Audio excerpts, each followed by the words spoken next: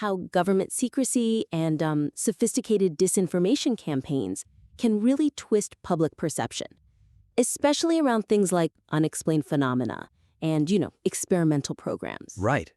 And we want to look at how to make this material even more impactful. Exactly. So, first point, think about framing cases like Paul Bennewitz and Project MKUltra not just as, isolated incidents, but more as foundational examples of an evolving, consistent strategy, psychological manipulation, and control. Yeah, that's a crucial distinction, isn't it? Because if they're seen just as separate events, You lose something. you do. You might underplay the frankly chilling consistency of intent, of methodology, across different times. And that big question, could they do that with anybody and anything? It might not land with its full weight if you don't foreground that evolving line of tactics. It's like seeing a pattern and architecture of control that just adapts. So how do we really nail that down? Show it's not just a few historical oddities, but a deliberate developing strategy. Well, I think we need to really strengthen the connections between the cases. Show how techniques from one laid the groundwork for the next. Okay. Take Bennewitz. It's key to stress the deliberate nature of what the Air Force OSI and NSA did. They weren't just distracting him? No, not at all. They actively fed him false stories. Hostile aliens, underground bases. They even, supposedly patched in decoded Air Force signals and swapped his computer. To make sure he decoded things their way? Exactly. It was a targeted psyop. The goal wasn't just misinformation. It was quite brutally to destroy his sanity, his reputation, finances, career. It's horrifying, rewarding his curiosity, his patriotism even, with lies and betrayal that ultimately just destroyed the man. It really makes you think how fragile someone's reality can be when it's systematically attacked like that. Yeah. And from there, how do we link that to MKUltra? You draw a direct line. This kind of gaslighting connects straight to MKUltra's objectives. Which were explicitly about control? Explicitly. Learning how to control and even reprogram people's minds, creating Manchurian candidates, removing true memories, implanting false ones. Chilling goals. Didn't one of the researchers, Jolie West, claim he could actually do that? Remove and replace memories? He did. And you have tragic cases like Airman Jimmy Shaver that seem like grim potential outcomes of exactly that kind of capability.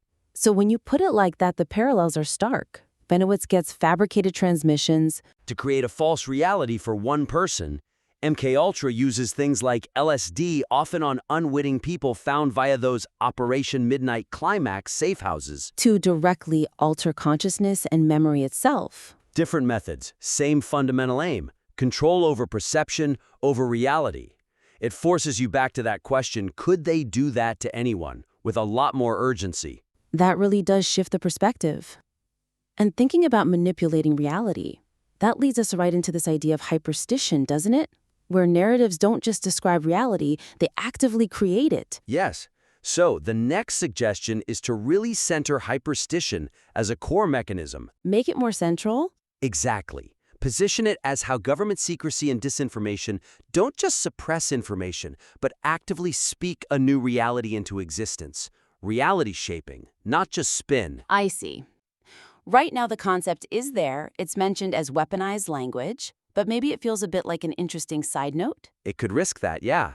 Instead of being the engine driving how public understanding gets managed, we need to show how these official stories are built to become self-perpetuating truths. Okay, so using hyperstition as the main lens to view these actions.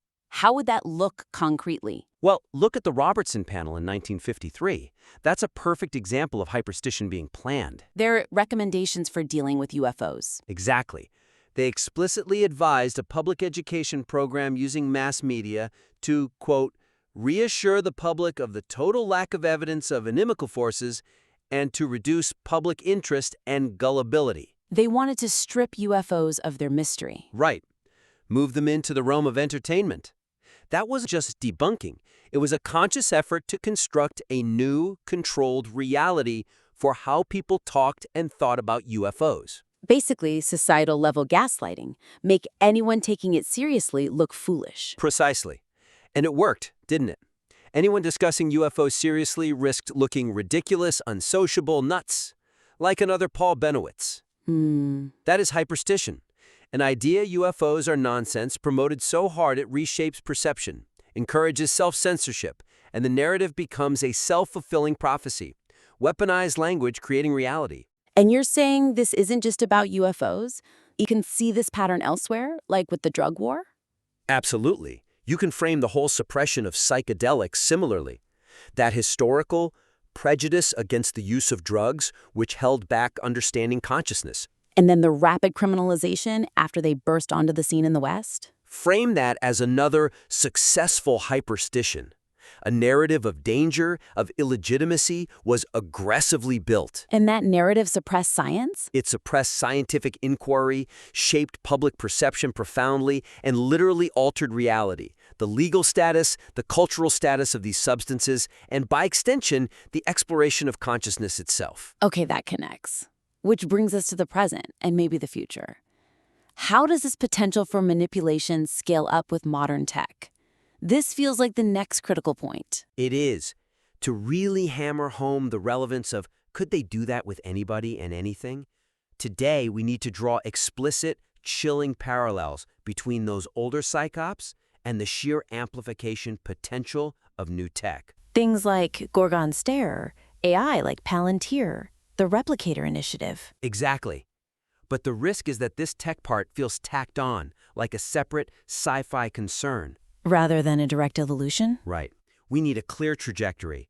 Show how the capabilities demonstrated back then, manipulating perception, controlling narratives, are being miniaturized, automated, made pervasive. Moving from reactive manipulation to predictive control. Over whole populations. Same game, scarier tools. Precisely. So you connect the targeted breakdown of one guy, Bennewitz, to the omnipresent vision of Gorgon Stare. The wide area surveillance. Wide area motion imagery, monitoring an entire city continuously. It solves the old soda straw problem, only seeing one small spot. Gorgon Stare records the whole thing all the time. Letting operators rewind, track anyone, spot patterns. Patterns humans might miss. It scales Bennewitz's individual surveillance nightmare to potentially everyone in a city. A real-time rewindable record of anybody. From one man's reality being destroyed to the recorded reality of millions. That's quite a leap. And then layer in AI. Systems like Palantir as the central nervous system. Fusing all that data? Gorgon Stare data, CCTV, public records, maybe social media, communications like Snowden revealed, and crucially, highlighting its predictive capabilities. Predicting what? Trouble? Predicting pre-criminal behavior, social unrest, dissent. Moving beyond reacting to threats to actively predicting and maybe intervening in future actions. It's like the control sought in MKUltra, but automated, scaled up, and aimed at society before a problem even happens. Predicting and preventing dissent before it emerges. That's profoundly disturbing for freedom. It fundamentally changes the landscape. And then add the Replicator Initiative. What's that again? It's about rapidly developing and deploying huge numbers of attributable, autonomous systems. Think drones, sensors. Attributable meaning? Cheap, numerous, expendable. That lowers the bar for deploying pervasive surveillance massively. Combine that with covert WME deployment. Remember, it was used in Baltimore without public knowledge or approval. Exactly. That old Robertson panel fear in a real Soviet attack warning getting lost in UFO noise.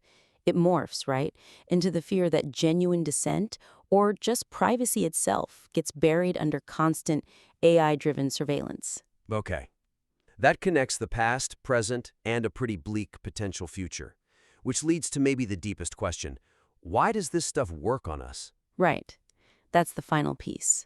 To fully answer, could they do that with anybody? We need to dig into the psychological side. How are human perception, consciousness, belief systems vulnerable to this manipulation? Drawing on insights from consciousness studies, psychology? Yes, because the historical and tech aspects are covered well, but maybe we could explain why people are susceptible more explicitly. How our inner worlds can be turned against us. We need to integrate ideas like suggestibility, projection, altered states more directly. Make it holistic. So, getting right to the core of human vulnerability. Connecting the outside actions to our inside experience. How would we do that? Well, talk about the role of altered states. even hallucinations, in shaping reality. Look at the insights on psychedelics, how they can increase suggestibility, distort perception, release unconscious material. And connect that straight back to MK Ultra using LSD? Exactly. Their goal was mind control, memory manipulation. It shows how substances that can potentially expand consciousness can also be turned against us, used to create false realities or implant false memories. Our own internal experiences weaponized. Precisely. And then bring in Jungian ideas. Projection, the unconscious. How projections change the world into the replica of one's own unknown face. Meaning, we see our own hidden stuff out there? And that can lead to this sort of autistic condition, where you're dreaming a world that isn't real. This gives a psychological mechanism for gaslighting, like with Bennewitz. How so? If an external force feeds you information that resonates with your own projected fears or beliefs, that narrative can feel incredibly real, incredibly deep, and warp your whole perception. They're amplifying an echo in your own mind. Tapping into our subjective experience to control objective belief. Yeah. And finally, emphasize that point about the ego losing control to an unconscious factor. When that happens, adaptation is disturbed, accidents happen. People become vulnerable. They can become bewitched, brought down by manipulated information that's stronger than their conscious ego. It makes that question, could they do that with anybody, hit home, because it speaks to the inherent fragility of consciousness itself, how it anchors to reality. Our minds are powerful, but surprisingly influential. Okay, that covers a lot of ground. So, recapping the main critiques, strengthening that narrative arc of deception, seeing it as a pattern. Right, centering hyperstition as a core mechanism of actual reality shaping. Then, showing the clear escalation from human psyops to automated, predictive tech control. And finally, really digging into the psychological reasons why we're susceptible to all this. These are all hopefully very actionable suggestions aimed at boosting the impact of this already compelling work. Absolutely. We encourage you to consider these points, work them into the material, and feel free to send it back for another look. We're here to help develop robust, impactful analysis. Thanks for tuning in.